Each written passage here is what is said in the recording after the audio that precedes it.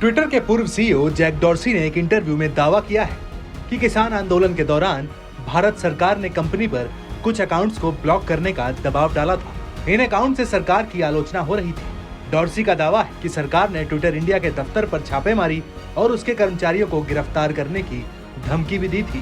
भारत सरकार ने ट्विटर के पूर्व सीईओ जैक डॉर्सी के दावों को सिरे से खारिज कर दिया है। केंद्रीय मंत्री राजीव चंद्रशेखर ने कहा है कि डॉर्सी सरासर झूठ बोल रहे हैं।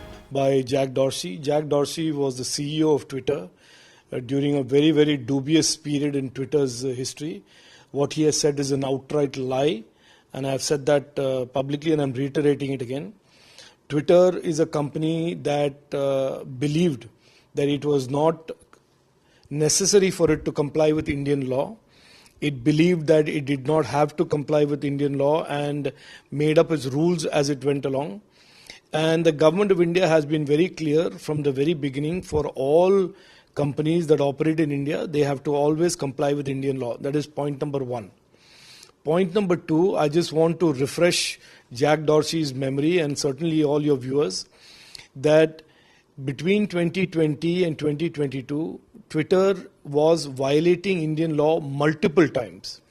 And it was in non-compliance several times during those 2 years, and it started complying only in June 2022. During that entire period, nobody went to jail, nobody was raided, and so Jack Dorsey, knowing fully well that Twitter did not comply with Indian law and did not face any consequence of that, is today lying and making up this story about raids and arrests. इन दावों पर केंद्रीय मंत्री ने एक tweet कर कहा है, Dorsey और उनकी ट्विटर टीम लगातार भारतीय कानूनों का उल्लंघन कर रही थी। चंद्रशेखर के मुताबिक 2020 से लेकर 2022 तक कई बार नियम तोड़े गए। मंत्री के अनुसार डॉर्सी के ट्विटर को भारतीय अकाउंट की संप्रभुता स्वीकारने में दिक्कत हो रही थी। डॉर्सी ने 2021 में ट्विटर सीईओ के पद से इस्तीफा दे दिया था।